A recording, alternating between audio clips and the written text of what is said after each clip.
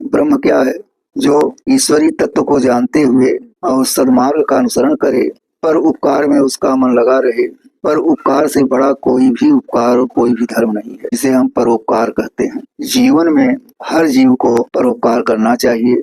अहिंसा परमो धर्म, ये सबसे बड़ा धर्म है। क्षेत्र और क्षेत्रज्ञ, गीता में लिखा गया है, क्षेत्र और क्षेत्रज्ञ यही शरीर है नासवान और यही आत्मा भी है। तो हम इस नासवान शरीर के द्वारा क्या करें, किस लिए आए हुए हैं इस धराधाम पर, हमें परमात्मा क्यों भेजा है मानव रूप में, स्वयं को पहचानना, जानना और अपने कर्म में लीन हो जाना, यही अपना स्वधर्म है। हम इसीलिए आए हैं कि हम भगवत भजन करेंगे, अपने शरीर से दूसरे का हिंसा नहीं करेंगे, दूसरे की बुराई नहीं करेंगे, द्वेष नहीं रखेंगे, ईर्ष्या नहीं रखेंगे, अहंकार नहीं रखेंगे। हमारे शरीर, हमारे मन, हमारे बुद्धि द्वारा किसी को ठेस न पहुंचे, इन सब का विचार करते हुए जो भगवत भजन करता है, जो साधक ध्यान करता है, साधना में लगा रहता है, उसे परम गति की प्राप्ति होती है। वेदांत का भी यही है। वेदांती लोग भी कहते हैं कि जो दुश्मन है उन दुश्मनों का त्याग करिए।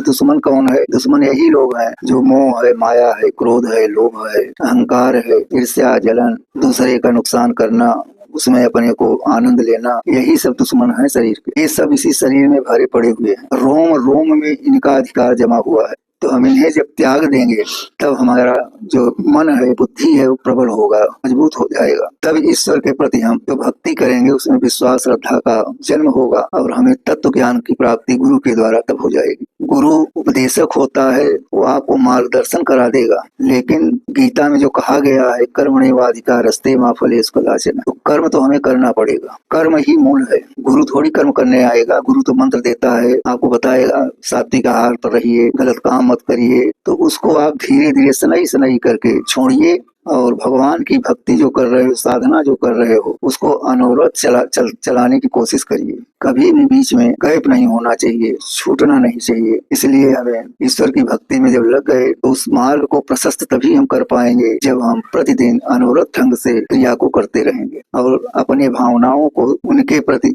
लिप्त करके और अभिमान को छोड़ के स्वाभिमान में प्रस्तुत रहेंगे। साधक का जो मन है तब वो निर्मल होगा, और जब निर्मल होगा तब परमात्मा भी मजबूत होंगे और आपके प्रति वे सहानुभूति प्रकट करेंगे। तत्व ज्ञान कहता है ईश्वर की प्राप्ति करना ही मनुष्य का धर्म है।